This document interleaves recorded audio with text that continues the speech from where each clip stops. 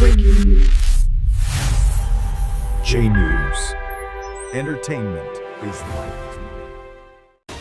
মমতাদির কাছে 25,000 টাকা রূপশ্রীও আছে।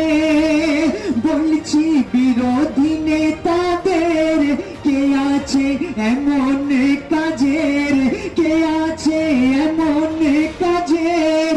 বলছি বিরোধী নেতাদের উন্নয়নের কথা মোরা, দিদির উন্নয়নের কথা মোরা পারবো কি ভুলিতে।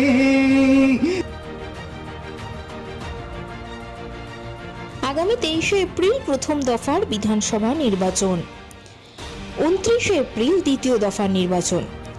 এই 23শে এপ্রিলই মেটাব্রুজ বিধানসভা কেন্দ্রে আসছেন ডায়মন্ড হারবারের সাংসদ অভিষেক বন্দ্যোপাধ্যায়। এই জনসভা হওয়ার আগেই 22শে এপ্রিল অর্থাৎ বুধবার মেটাব্রুজ বিধানসভা কেন্দ্র তৃণমূল কংগ্রেস মনোনীত প্রার্থী হাজী আব্দুল খালেক মোল্লার সমর্থনে মেটাব্রুজ 5 নম্বর ওয়ার্ডের গাজীপাড়ার মোড়ে একটি জনসভার আয়োজন করা হয়। এই জনসভার মূল উদ্যোক্তা ছিলেন মেটাব্রুজ 5 নম্বর ওয়ার্ডের সভাপতি কাইজার থান্দার ও 5 নম্বর ওয়ার্ডের সাধারণ সম্পাদক ফারুক থান্দার। এই সভায় বিশেষত বক্তব্য রেখেছেন মলয় ভৌমিক মহাশয়, কাইজার থান্দার ও ফারুক থান্দার। এছাড়াও সভায় উপস্থিত ছিলেন বিশেষ ব্যক্তিবর্গরা ও তৃণমূল কংগ্রেসের কর্মী সমর্থকরা। Bureau report, J news.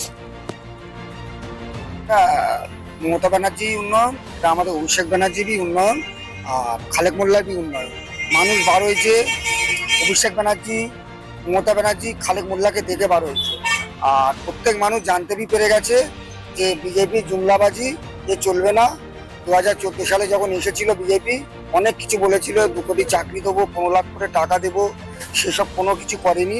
এবারে নতুন করে চালু করেছে 3000 টাকা লক্ষ্মী ভাণ্ডার দেবো। ওরা 19টা রাজ্যে ক্ষমতা আছে, ওরা এইটাই বলেছিল যে আমরা 3000 টাকা লক্ষ্মী ভাণ্ডার দেবো, একটা টাকা দেয়নি 19টা রাজ্যে।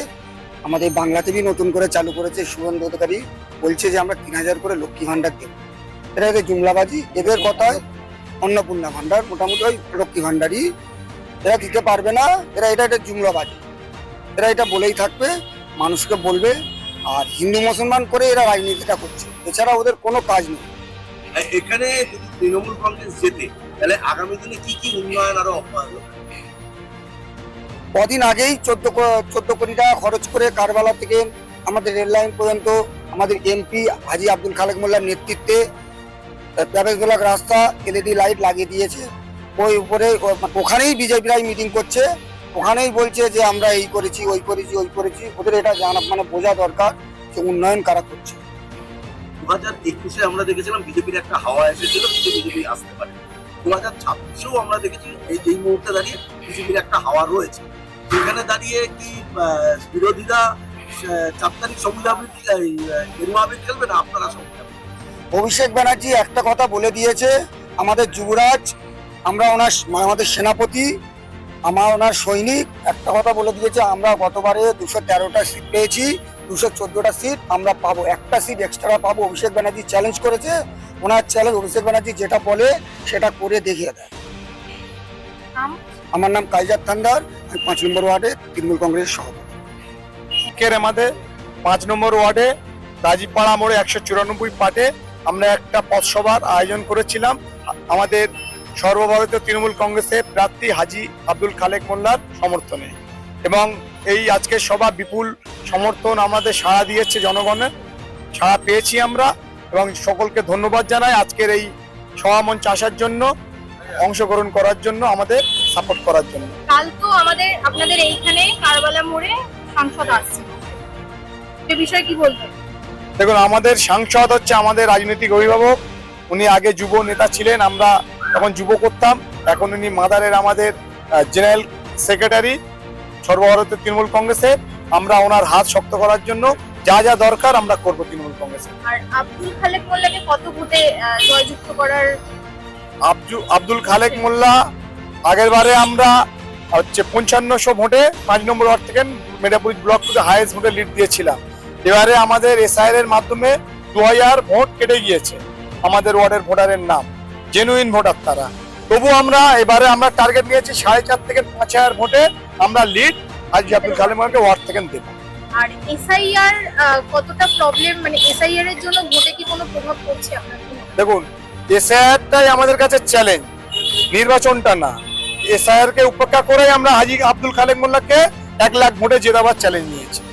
সুপ্রিম কোর্ট তো একটা রায় দিয়েছে এসআইআর এর, এ বিষয়ে কি বলবেন? দেখুন, সুপ্রিম কোর্ট যে রায়টা দিয়েছে আমরা বাস্তবে সেইটা রূপান্তরিত হতে দেখছি না, আমরা গ্রাউন্ডে দেখছি না।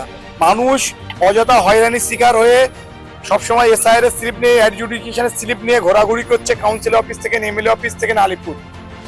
কেউ মানে সুবিধা কেউ পাচ্ছে না সুপ্রিম কোর্টের রায়ের। তো আমরা সুপ্রিম কোর্টের রায়টাকে মাথায় পেতে নিয়েও এসআইআর কে সামনে চ্যালেঞ্জ হিসেবে গ্রহণ করে এগিয়ে যাব। আপনার নাম? আমার নাম হচ্ছে রাজকুমার থান্দার, আমি মিডিয়াপুরি ব্লক 2 জেনারেল সেক্রেটারি, আমি কাউন্সিলর প্রতিনিধি। মিডিয়াপুরি ব্লক 2 তৃণমূল কংগ্রেস কমিটি জিন্দাবাদ। তৃণমূল কংগ্রেস কমিটি জিন্দাবাদ।